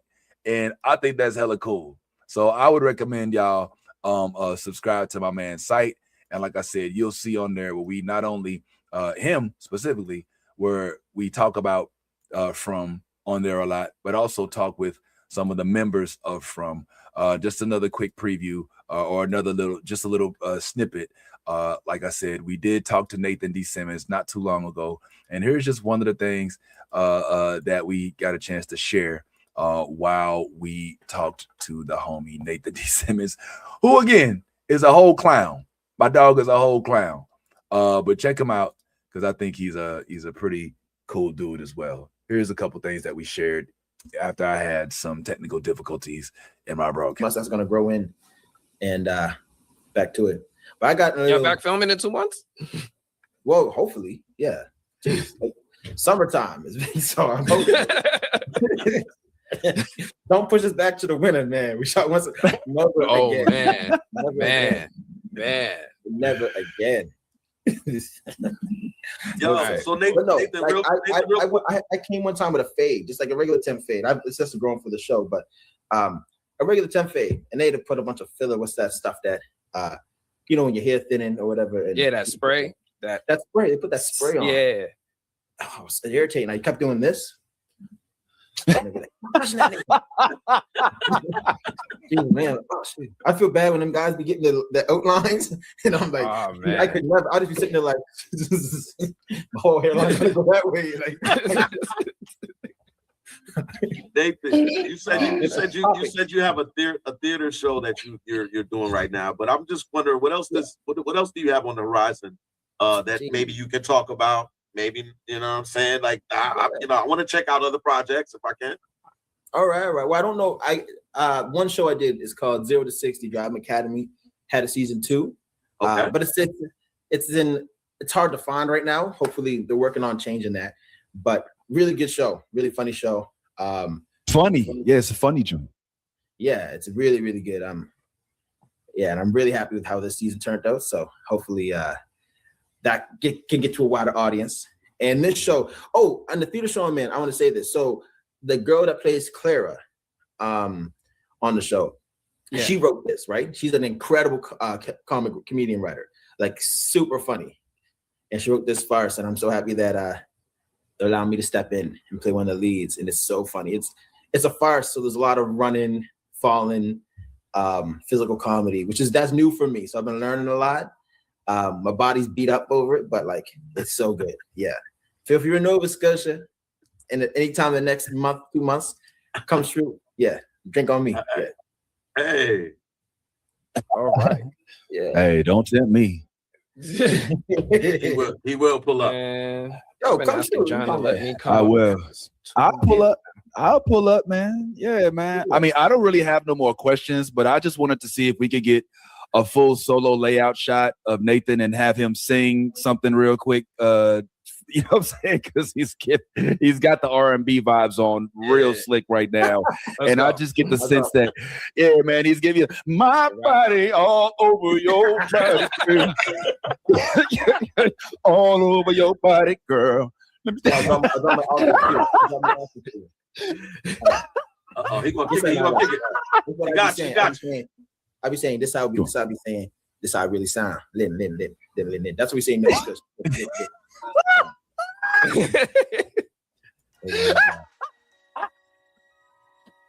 Welcome to the Blood Podcast. Have a good one. Oh boy. You put the Barry White on him, man. You better stop, boy. You better stop. Oh my God. Nah, he's so fun, man. He's so fun. I'm out of questions, man. That's how I do talk, but you know. Yeah, so the Bull's wild, man. Make sure y'all check out that full interview. It is live right now on the New Blurred Order. Actually, it's on exclusively on TMB on the movie blog. So make sure y'all give that a gander, and we'll go ahead and keep those interviews coming. In addition to that, like I said, interviews coming up next week, including one with this guy right here. Hallelujah. Our good old homeboy, Jeremy Isaiah Earl, is going to join the podcast. We're going to be asking him a bunch of questions. And so let's use this as a segue to go ahead and talk about what's going on in the Daredevil universe. And not only Daredevil, but also let's talk about the boys, because there's a theme going on right now in these universes. And that theme is centered around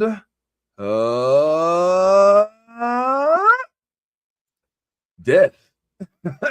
So if you watched both of these shows, all right, and I'm speaking about the Daredevil show, okay, Daredevil Born Again, season 2, episode 5, if I'm not mistaken, and The Boys, the most recent episode, episode 5, season 5, which I believe is the last season that we have here. There is a theme between the two of them. Let me go ahead and give y'all a spoiler warning right now and give y'all just a moment or two. If you don't want to have this spoiled, let's just go ahead and let y'all go about whatever it is you got to do. All right. Yep. All right. We spoiling. We ready? All righty. Here it comes. So some people died in these episodes, and I will now reveal who some of them are. Let's go ahead and start with our good old show, Daredevil. So if you've been following Daredevil, then you already know that they have been at least very good at keeping the show full of different types of characters. There is not one kind, and that's a good thing, because sometimes you'll watch a show and they'll have, it seems like the script essentially gives you the same kind of character but with different people. With this show, no, they actually did flesh out some of these characters. One of those characters is, I believe, James Gandolfini's son. And James Gandolfini's son in this show has a pivotal role as he's essentially like a sidekick to the Kingpin, right? Well, I sure hope I'm right about this. Let me go do a little bit of research. So my man right here, and let me make sure I get these words right, because this, you know what? I should probably just do this pre-taped and then just release it. No, I like being live. I like being able to speak with people live. But yeah, my man, his name is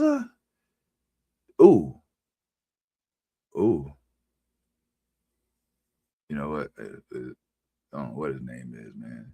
It's Gandolfini something. I know that. If I ain't mistaken, I'm pretty sure like something Gandolfini. I think he's Gandolfini's son. Yeah, Michael Gandolfini. Got it right. He plays the role of Daniel Blake. All right. Daniel Blake. I don't know if you want to call him a villain.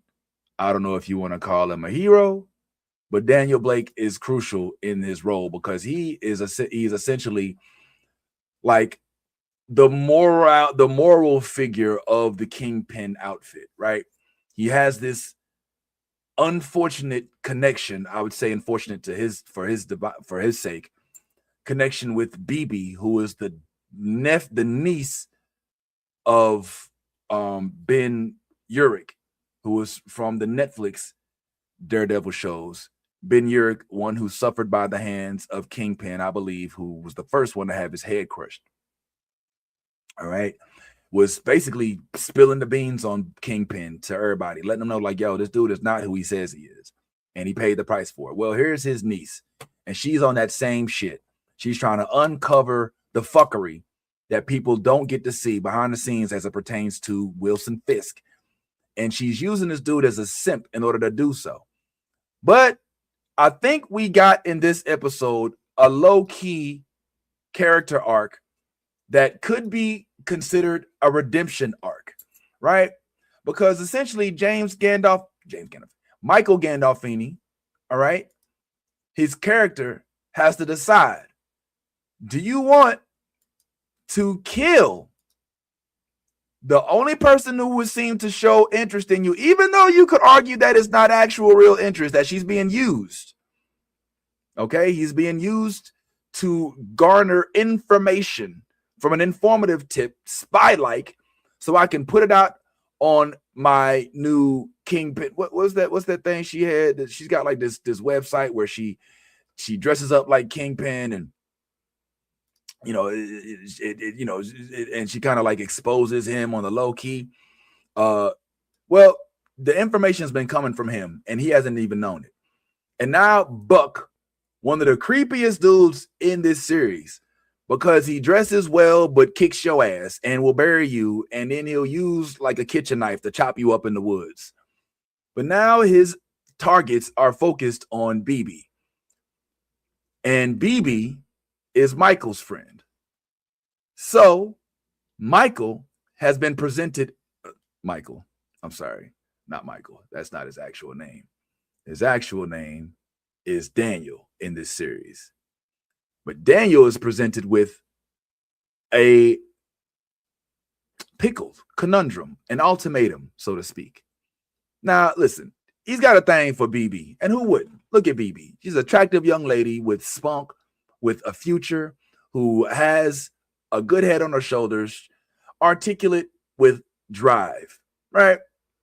And I'm feeling like he's probably feeling, even though she's leading him on like fuck, but they're both, as he said in the episode, using each other. But it ultimately came down to, all right, Buck says, look,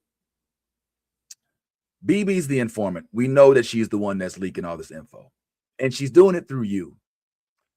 But we can fix this, Daniel. All I need you to do, you don't even got to kill her. Just bring it to me. I'll handle it. And then you'll be all right. Now, mind you, this is happening amidst the time in which there's a whole trial going on. They're trying to convict Daredevil's girlfriend, who Karen, for being essentially a starlighter. You know what I'm saying? Like for causing ruckus amongst the streets and kind of exposing the bullshit that everybody doesn't know about Wilson Fisk, and they caught her and my man that's here with my dog Jeremy Isaiah Earl, Colin, Powell, excuse me, Colin. It's just Powell.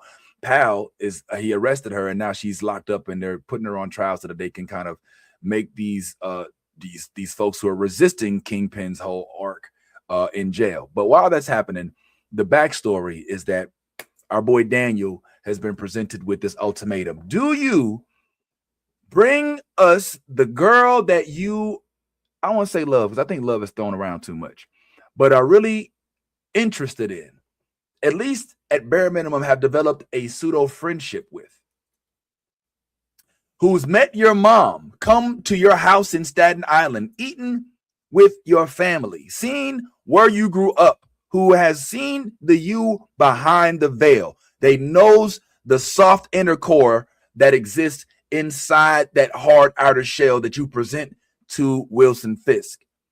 Do you now serve her up on a platter to your superiors, or do you take the moral high ground and somehow allow her to not necessarily walk into a trap?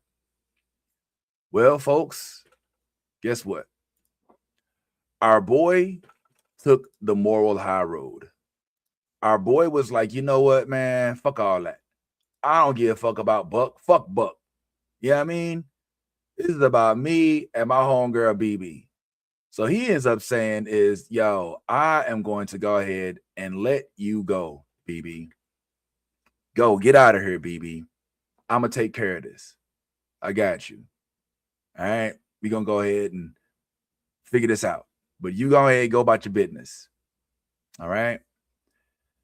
And that, unfortunately, would be the last thing that my dog does, because Buck meets up with him and is like, yeah, you a problem, bro. And you know what we do with problems? We end them. And as a result, we see no more of this. This is an interesting clip, though. Let's see what they're talking about.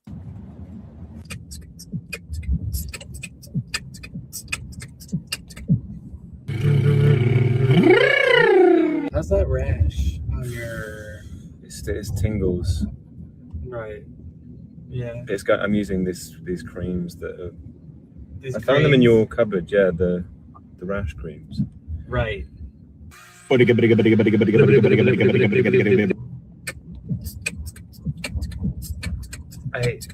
can't stand working with him. Everyone wave hello. Look at that.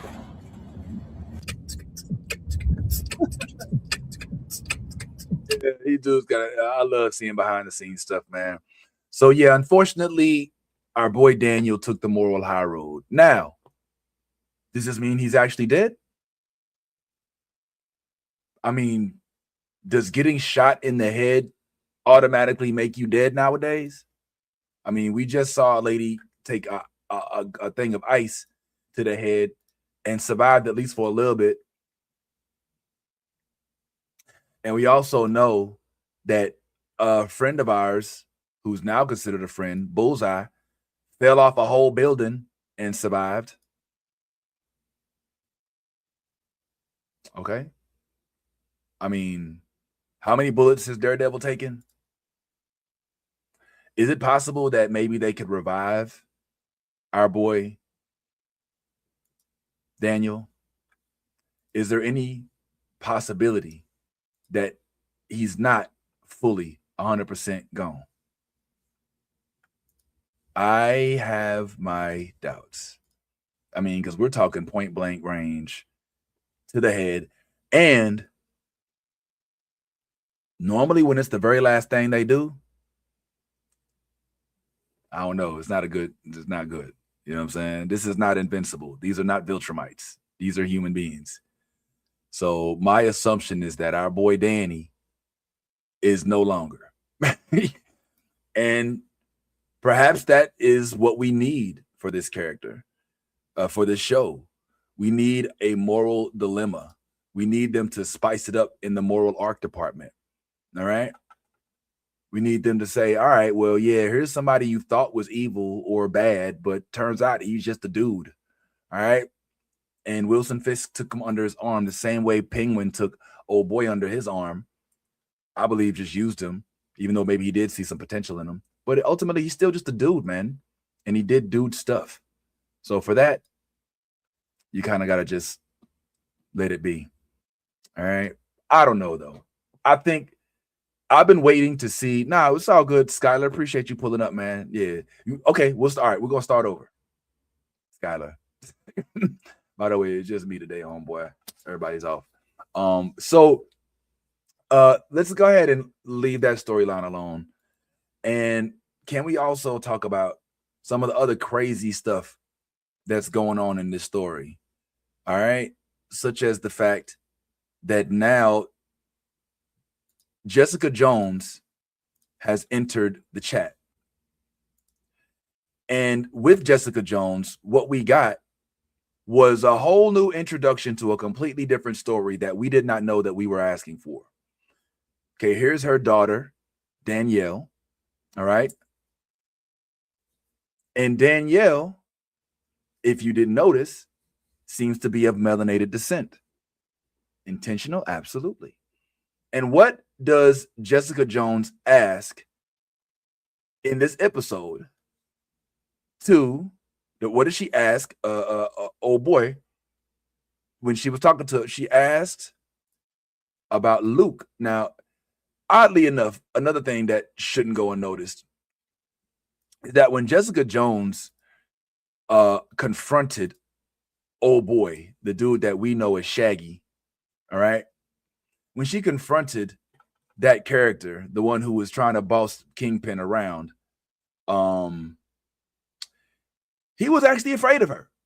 I mean, it seemed that he was presenting a literal bit of fear with regard to Jessica Jones, because he know what Jessica Jones is capable of.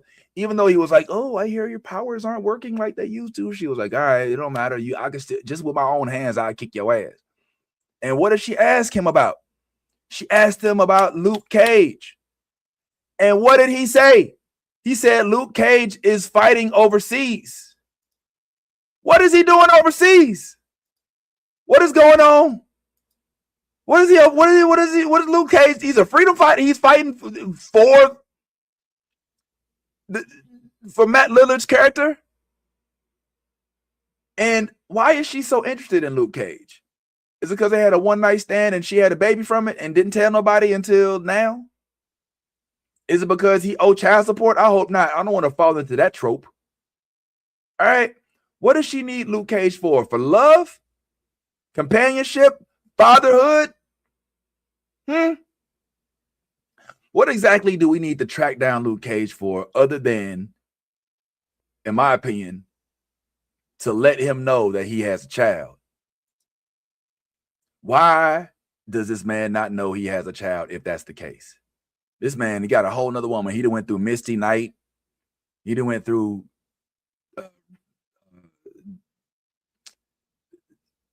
Rosario Dawson. And now you finna pull up talking about something. Hey, how come you ain't even taking care of your baby? How come you ain't tell me I had a child? You out here hiding out somewhere in the Hamptons, and I'm overseas fighting for my freedom, and you just gonna pull up on me and tell me I owe $20,000 in child support? That's what we doing right now? You just finna pull up on me out the blue and just tell me, oh, by the way, you got a child, you deadbeat pussy ass boy. How come you ain't out here taking care of your business? How come you ain't out here taking care of your children? Because, hey, I didn't know I had kids. All right. You ain't say nothing that night. I thought you were supposed to be so strong. You couldn't fight off a pregnancy, or you could fight off all these men, but you couldn't fight that one that was trying to kind of get into the egg. Like, what am I supposed to understand about this, man? You just gonna pull up on me? What are you looking for me for? You got my number? What is we doing? Like, how Matt can find me, but you can't find me. But the baby beautiful though. But don't just run up on me talking about, oh yeah, where you been? I've been working. What you been doing? You know, you out here just gonna just walk up on me, just pull up on me, like, you know what I'm saying? I'm supposed to just, that's my baby. Okay, like, how I know? I'm gonna need a whole DNA test, because you outside, Jessica, and you be drinking a lot. I don't know what you be remembering. Okay, so let me just keep that 100. But yeah, she sure had old boy shaking in his boots. Pulled up on his house, was like, "Don't be sending people to my crib. I had my whole daughter." She said, "Oh, well, how is Danielle?" Bitch, you know about Danielle? How you gonna send people? Oh, we was just there to scare you and scare me. All right, you want to scare me? Send me a balance that says that I'm gonna have a lien on my house. Don't be sending folks with grenades, throwing them in my window. Who is you? You know what I'm saying? And I don't know. Old boy's a little too slick, Mr. Charles. He a little too slick. First thing he said was, "Them powers ain't working." I got a feeling he might have either some information about that or might be the cause of that. And that makes this story even more interesting. So yeah, I can't wait to see even more Daredevil, and I can't wait even more to talk to our boy. Excuse me, I can't wait even more to talk to our boy Jeremy Isaiah Earl, who we will be talking to next week. So make sure y'all are here, because I will be releasing those clips and we'll be chatting with him about his role in this Daredevil series that we love so much. He did have a role to play in the court. They didn't really elaborate as much as I would really like them to as to what exactly it is that happened in that building as to make it so that he's still alive. We didn't really get the full arc of that. And so I'd love to talk with him not only about that, but also about the whole process of him now having makeup, since he has this weird eye thing going on. And y'all know he had to sit in that makeup chair for a while.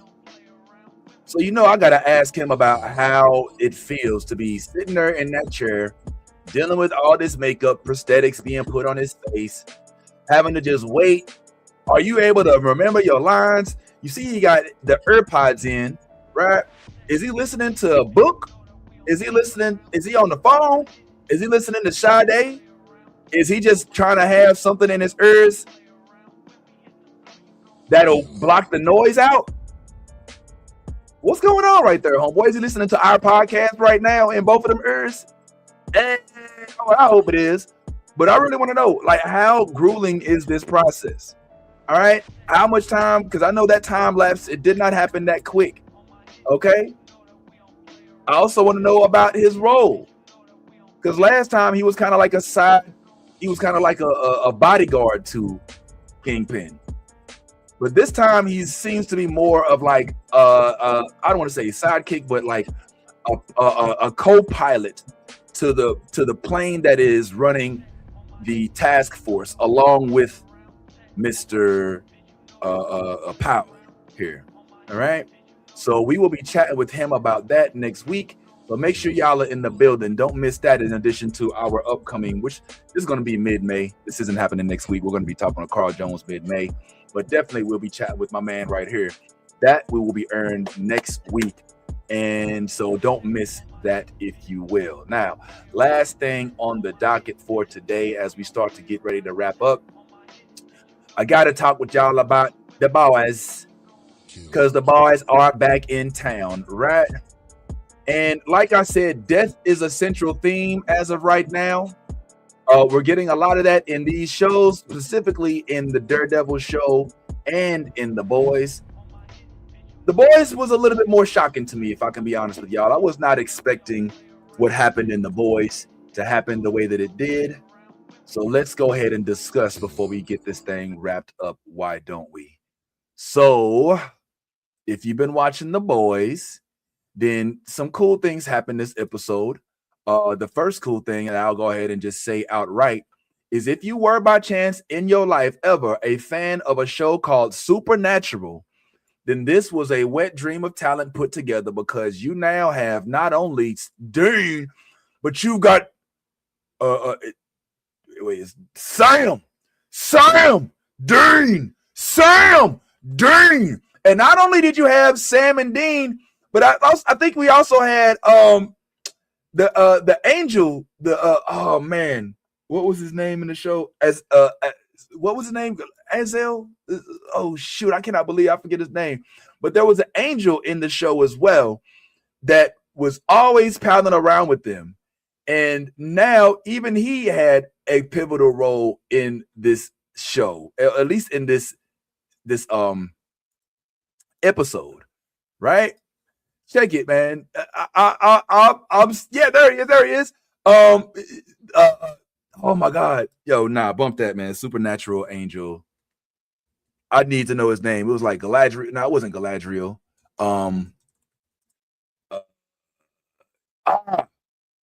The yes, Castiel. Haha. Castiel. Yo, the Winchester. Yes. Sam. Dang. Sam. The only one they're missing is the one from Hell. My dog that played Castiel. Thank you, Grace. Okay, Grace. I know you watched this whole time. You watched Supernatural. I watched all the way up to like season 13, and that was like, all right. When you got God fighting the darkness, and the darkness is a sister, and I was like, all right, y'all wildin'. But yeah, man, I loved seeing, like Fernando says, the Winchester brothers, Sam, Dean. And the only one I think that was missing was my dog in Hell, the Lucifer. He was the king of Hell for a little bit. He wasn't in this episode, but it was kind of cool to see this reuniting. The super.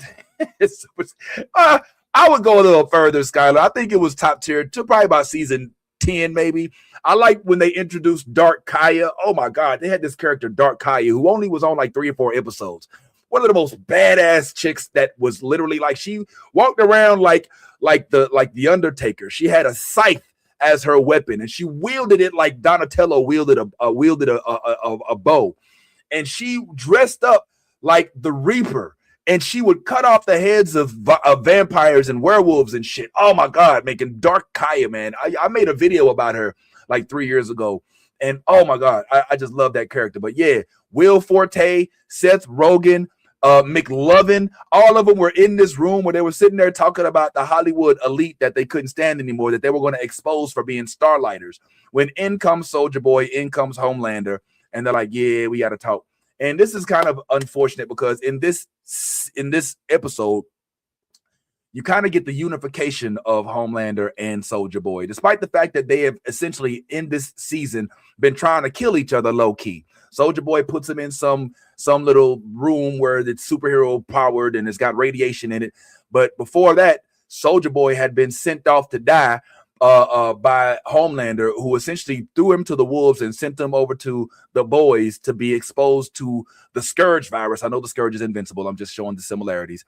All right. But the whole virus, because he didn't want to be playing second fiddle to anybody, especially to somebody who evidently, in Soldier Boy's case, is actually immortal, because Soldier Boy was made with V1, and with the V1, that makes it so that he's immortal. So he wasn't affected by the virus that he was tried to be exposed to. He was actually exposed to be more durable than Homelander. Even though Homelander can fly and has eye lasers and loves milk and all that stuff, Soldier Boy can live forever. He's infinite. He is immortal. Even without all those powers, and even though he loves coke and whores and all that other stuff that he likes to talk about a lot, the one thing he got on Homelander is immortality. And that's what Homelander wants more than anything else. He wants to be supreme being. Number one, numero uno, el segundo al nadie. All right? And that's another reason why Homelander in this series, in this season, isn't just looking for ways to be the best. He's looking for ways to be the only. And by the only, I mean the supreme being. He was at first just looking to run Vault. Then he just wanted to be heralded as a hero. Then he just wanted to be respected and the top member of the 7. Of course, he's been that since the get, but he wanted to be running it on his own and not to be led by anybody, any of the corporate heads up in the Vault. But now he's like, nah, man, after going to church a couple times and seeing the way that people look at Jesus, my dog is like, yeah, you know what? I think I want to be Jesus. You know what? I don't even want to be Jesus. I want to be God. I'm not even willing to play second fiddle because Jesus was the Son of God. And then my man, the preacher dude was like, well, yeah, they say that Jesus was the reincarnate, but he's actually God and the Son at the same time. He's like, nah, I ain't with all that. I just want to be God. There ain't nobody else bigger than me. Can't nobody fuck with me. So can you go ahead and get out there and make this Democratic Church of America so that we can put the word out that I'm God, so people can stop testing me? And please get me some V1 ASAP so I could be immortal, so that I can't be walking around here with my dad having something over me. That's the only thing he got over me, is that he's immortal and I'm not. Even though they got this weird little thing where they messing with the same women, but not messing with the same women.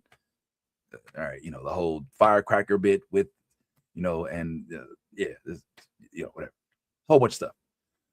So that's an interesting element of it. Now the show's going in all different directions, and it might even be getting a little murky. But they got, I think, five more episodes to wrap this shit up, because this is what they say is the final season of The Boys, and so you're probably gonna see things speed up here a little bit as they start to get towards the end of this show. All right. Oh, you like te gustas mi español? Si es necesario, puedo hablar con español en español todo el tiempo, porque yo sé dos lenguas.